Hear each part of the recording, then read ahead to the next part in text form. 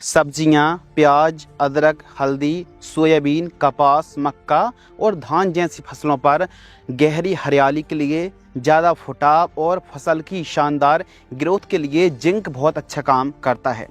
तो आज की इस वीडियो के माध्यम से जिंक का महत्व और किसान भाई जैसे धान, मक्का, सोयाबीन जैसी फसलों पर जिंक खाद का प्रयोग करते हैं और इसके रिजल्ट भी बहुत अच्छे मिलते हैं।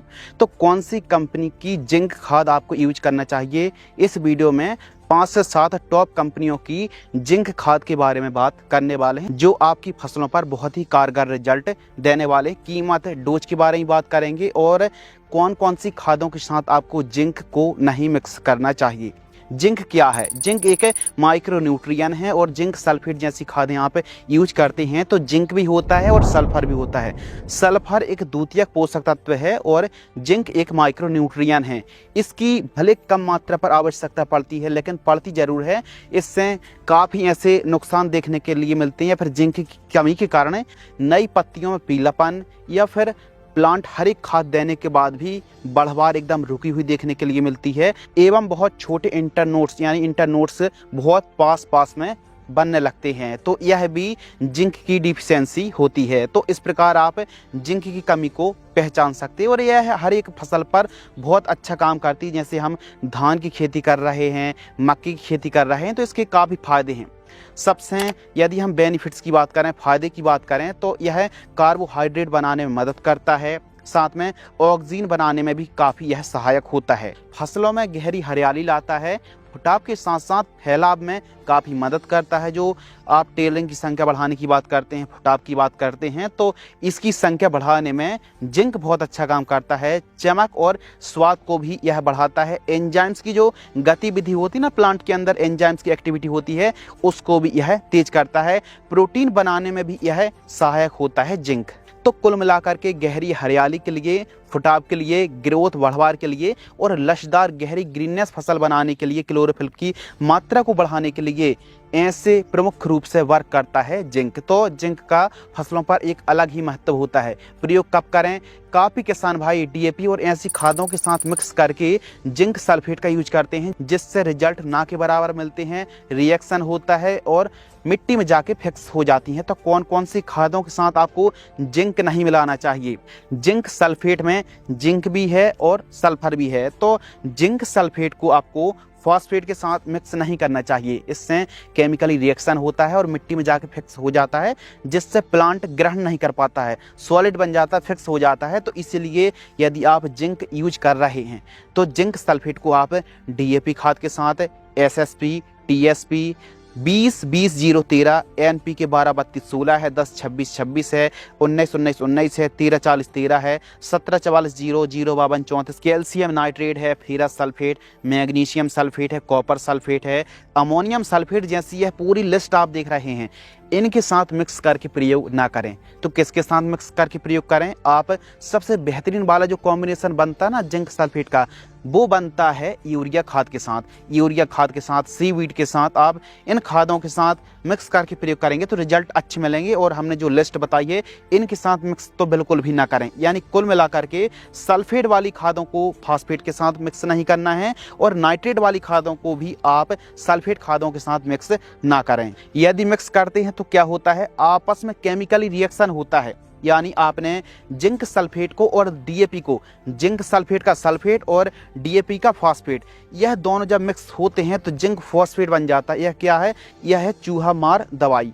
तो कुल मिलाकर के यदि आप ऐसी मिक्स करके यूज करेंगे तो मिट्टी में जाके फिक्स हो जाएगा। वह जो खादें आप यूज कर रहे हैं महंगी महंगी ला करके, उसके रिजल्ट आपको धान की फसल पर, कपास पर या फिर कोई भी फसलों पर रिजल्ट आने वाले नहीं हैं। तो जो हमने लिस्ट बताई है, इनके साथ मिक्स करके आपको यूज बिल्कुल भी नहीं करना चाहिए। मार्केट में जिंक अलग अलग टाइप में उपलब्ध है, जैसे 33%, 21%, 12% जो ईडीटी चिलेटेड में आती है ना, 12% भी आती है। और अब मार्केट में लिक्विड जिंक भी उपलब्ध है 39.5%, जिसे जिंक क्लोराइड के नाम से भी जाना जाता है। तो जिंक क्लोराइड ज़्यादातर स्प्रे के रूप में चलाई जाती है, जबकि 12% जो जिंक चिलेटेड जिंक आती है, इसको आप किसी भी खादों के साथ मिक्स करके स्प्रे कर सकते हैं, प्रयोग कर सकते हैं, सॉइल एप्लीकेशन चला सकते हैं। लेकिन 33% वाली मोनोहाइड्रेट और 21% वाली हेप्टाहाइड्रेट को आप किसी भी खादों के साथ, स्पेशल सल्फेट वाली खादों के साथ मिक्स करके प्रयोग ना करें। तो कृपया ध्यान दीजिए, 33% वाली जिंक को मोनोहाइड्रेट कहा जाता है, जबकि 21% वाली जिंक को हेप्टाहाइड्रेट कहा जाता है। तो आज की इस वीडियो के माध्यम से हम बात करने वाले हैं 33% वाली जो जिंक सल्फेट आती है, टॉप कंपनी, अच्छे रिजल्ट देने वाली कंपनियों के बारे में बात करने वाले हैं। नंबर 1 इफको कंपनी की जिंक सल्फेट आती है। इसमें जिंक है 33% और सल्फर है 15%। 5 किलोग्राम की कीमत मार्केट में 550 रुपए के आसपास है। दूसरी कंपनी की बात करें तो उत्तम की आती है जिंक सल्फेट। इसमें भी 33% जिंक है और 15% सल्फर है। 5 किलोग्राम उत्तम कंपनी की जिंक सल्फेट की कीमत 450 रुपए के आसपास है। नंबर 3, तीसरे स्थान पर हमने सल्फर मिल्स की एक टेक्नो जेट के नाम से जिंक आती, बहुत अच्छा काम करती है। इसके रिजल्ट भी काफी बेहतरीन है। इसमें जिंक है 14% और सल्फर है 67%। 5 किलोग्राम की कीमत 500 रुपए से लेकर के 800 रुपए के बीच में है। महंगी है, ज्यादा पीलापन है, तो आप टेक्नो जेट का इस्तेमाल भी कर सकते हैं। नंबर 4 श्रीराम कंपनी की श्रीराम जिंक 33 के नाम से आती है। इसमें भी 33% जिंक और 15% सल्फर है। श्रीराम जिंक की कीमत 5 केजी की 500 से 600 रुपए के आसपास है। सभी जिंक सल्फेट में सल्फर भी है, जो कि टेस्ट को, स्वाद को, प्रोटीन की मात्रा को बढ़ाती, तेल की मात्रा को बढ़ाती है। सल्फर बहुत अच्छा काम करती, फसल को लसदार गहरे ग्रीन के लिए सल्फर भी इसमें मिक्सअप होती 15%। नंबर 5 क्रिब्को की जो जिंक सल्फेट आती है, यह भी काफ़ी लाजवाब है। 5 केजी की कीमत 450 रुपए के आसपास है। इसमें जिंक और सल्फर है, 33% जिंक है और 15% इसमें सल्फर यानी गंधक की मात्रा पाई जाती है। नंबर 6 स्पीक की जो जिंक सल्फेट आती है, इसमें भी 33% जिंक है और 15% सल्फर है। यह भी काफ़ी बढ़िया, अच्छे रिजल्ट हैं। 5 केजी की कीमत 700 रुपए के आसपास है। जबकि 7वें स्थान पर हमने महाधन की जो 33% जिंक आती है, इसकी 5 केजी की प्राइसेस मार्केट में 500 से 600 रुपए के आसपास है। तो महाधन की जिंक भी काफ़ी अच्छी है। तो यह जो 5 से 7 कंपनियों के नाम लिए हैं, यह सबसे ज़्यादा चलने वाली, बिकने वाली, रिजल्ट देने वाली इन कंपनियों की आप जिंक खाद यूज कर सकते हैं। आप कौन सी कंपनी की जिंक सल्फेट खाद यूज करते हैं, हमें कमेंट्स में जरूर बताएं। वीडियो में हमारे द्वारा बताई इन कंपनियों की जो कीमत है वो कम ज़्यादा भी एरिया और सिटी, राज्य के हिसाब से कम ज़्यादा भी हो सकती हैं। तो कीमत को लेकर के कमेंट बिल्कुल भी ना करें। किस कंपनी की जिंक क्या रेट पर मिल रही है, कमेंट्स जरूर करें। अब बात कर लेते हैं डोज के बारे में। तो चाहो धान हो, मक्का हो, सोयाबीन हो, अरहर हो, सब्जियां हो, तो जिंक सल्फेट 33% वाली का जो डोज है वो 4 से 5 किलोग्राम प्रति एकड़ है। जबकि 21% वाली जो जिंक आती है, इसका डोज 8 से 10 किलोग्राम प्रति एकड़ है। यदि आप चिलेटेड जिंक स्प्रे करते हैं सब्जियों में, तो इसका डोज 1 एकड़ में 200 लीटर पानी में 250 ग्राम है। और स्प्रे आप कर रहे हैं जिंक सल्फेट 21% वाली या फिर 33% वाली, तो 500 ग्राम प्रति एकड़ डोज है।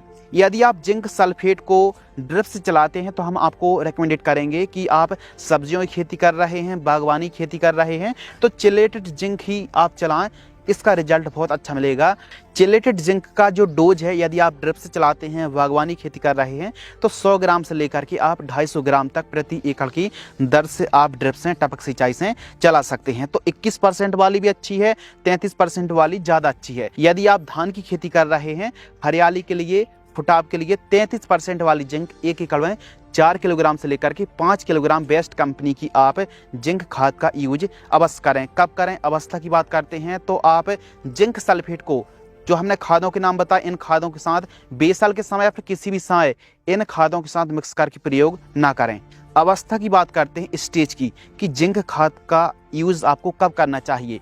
तो फसल बुआई से लेकर के, जब आपने बुआई करी है, तो 20 दिन से लेकर के आप 40 दिन के बीच में जिंक खाद का यूज कभी भी कर सकते हैं। जबकि सब्जियों में आप वनस्पतिक अवस्था, फूल और फल अवस्था पर प्रयोग करने से रिजल्ट बहुत अच्छे मिलते हैं।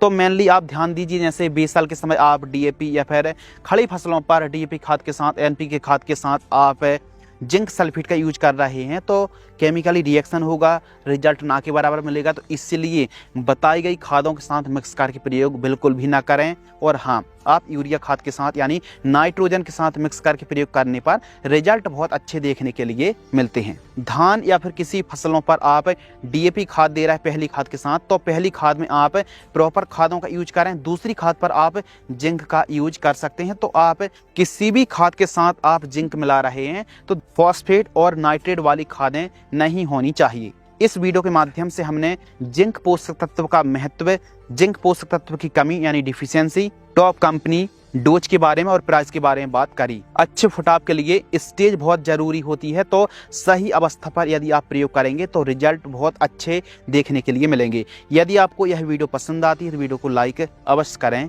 धन्यवाद।